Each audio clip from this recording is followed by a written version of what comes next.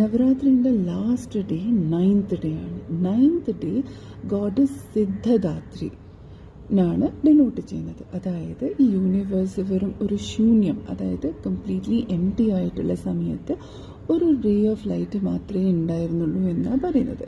ഈ ray of light 3 ദൈവങ്ങളെ ഉണ്ടാക്കി: ബ്രഹ്മ, വിഷ്ണു, മഹേശ്വരൻ.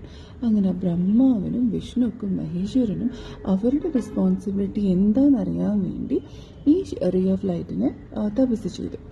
അങ്ങനെ മാതാ സിദ്ധദാത്രി വന്നിട്ട് ബ്രഹ്മാജിക്ക് ക്രിയേഷനും മഹാവിഷ്ണുക്ക് പ്രിസർവൻസും പിന്നെ മഹേശ്വരൻ, അത് മഹാദേവിന് ഡിസ്ട്രോയറിൻ്റെ റെസ്പോൺസിബിലിറ്റി കൊടുത്തു.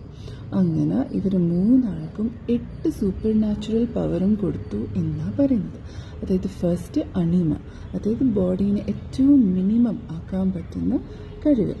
സെക്കൻഡ് മഹിമ, അതായത് ബോഡീനെ ഏറ്റവും വലിയ ആക്കാൻ പറ്റുന്ന കഴിവ്. മൂന്നാമത്തത് ഗരിമ, അതായത് ബോഡീനെ ഭയങ്കര ഹെവി ആക്കാൻ പറ്റുന്ന കഴിവ്. പിന്നെ ലഘിമ, ബോഡീനെ ഭയങ്കര ലൈറ്റ് ആക്കാൻ പറ്റുന്ന കഴിവ്.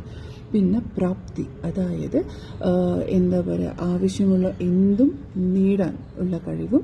പിന്നെ ഓംനി പ്രസൻസ്, അതായത് എല്ലാവരുടെയും പ്രസൻറ്റ് ആവേണ്ട കഴിവും. പിന്നെ പ്രഗമ്യ, അതായത് എന്താ പറയുക, ഒരാളുടെ ആഗ്രഹം എന്ത് ആഗ്രഹിച്ചാലും അത് സാധിപ്പിച്ചു കൊടുക്കേണ്ട കഴിവ്. പിന്നെ ഉള്ളത് ഇഷിത്വ, അതായത് പ്രകൃതിൻ്റെ മേലെയുള്ള, അതായത് പ്രകൃതിൻ്റെ ഫോഴ്സസിൻ്റെ മേലെയുള്ള കൺട്രോൾ. പിന്നെ വശിത്വ, അതായത് എന്താ പറയുക, ജീവനുള്ളതും ഇല്ലാതെയും ആയിട്ടുള്ള എല്ലാ സംഗതി മേലെയുള്ള കൺട്രോൾ. ഇങ്ങനെയാണ് യൂണിവേഴ്സ് ഉണ്ടായത് എന്നാണ് പറഞ്ഞത്. അപ്പം മാ ദുർഗയുടെ അവതാരമാണെന്ന് വിശ്വസിക്കുന്ന മാതാ സിദ്ധദാത്രിയാണ് നവരാത്രിയുടെ 9th ഡേ ഡിനോട്ട് ചെയ്തത്.